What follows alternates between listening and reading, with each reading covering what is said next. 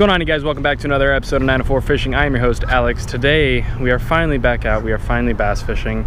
I live on a new side of town now, so I'm fishing all new areas. This is in like a little shopping plaza. I know there's a bunch of like food places here and whatnot, but I got my Deeper Pro out here. We're gonna be tossing this out, looking for some structure, looking for water temperature, looking for depth, trying to get a feel of the water that I'm at, you know, the lake that I'm at, and so we can get some information, go off of that. So without any further ado, let's get this thing turned on and tossed out there. Alrighty, we're looking at about 8 foot out there. Not a lot of structure. I'll throw it up, the recording as per usual.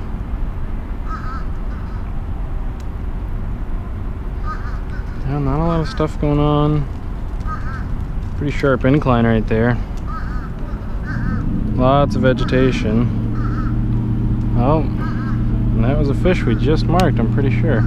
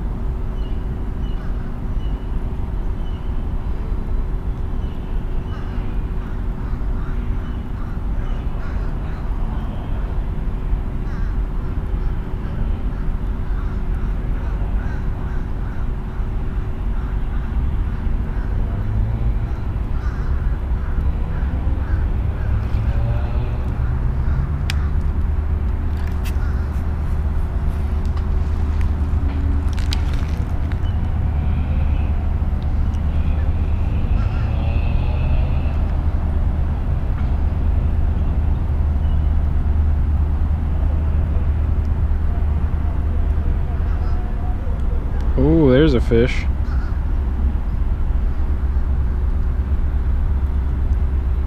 That's definitely a fish right there. So about 5 foot of water. Temperature is 77 degrees, which is pretty good. It's definitely warmed up then. That's great news for me. It's probably gonna get, yeah, too shallow. I don't know if this is pollen or what this is, but there's a bunch of red stuff in the water.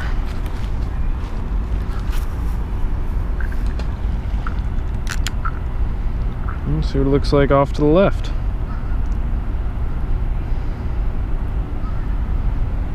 I'm seeing tilapia in the water, so that's a good thing.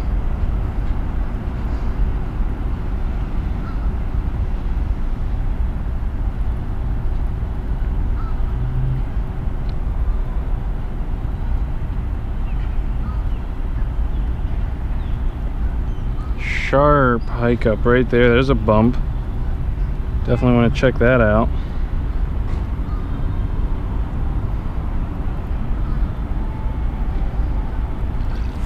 Well, so far, all right, well, got a lot of really good information right there. A lot of vegetation on the bottom, so we're probably going to put on a weightless worm or maybe even a crawl and go from there. Hopefully we'll be able to hook up into something off of that. Let's take the Deeper off, put it away, and get fishing. All right, now I don't want to hear anything about it, but I'm going to be using Googan baits today. I bought these a while back and finally getting around to using them. I mean, good God, just look at the oil. Sorry you guys are on my head, by the way. I would have liked to have used my chest mount, but I recently moved and I have no idea where it is. So I wanted to go buy another one and I can't find one. Like, both stores I went were sold out. So this is what we're working with. Not ideal, I agree, but make do with what you got, right? All right, well, there we go. Super oily, super messy. Let's see if it catches fish. I hope that angle's good. Hope you guys can actually see everything. And I cast right where I'm marking that fish. Good God, I don't know what this stuff is, but it is all over my line. Well, there's definitely tilapia in this lake. can see their beds all over the place, but not seeing any signs of bass, although there should be.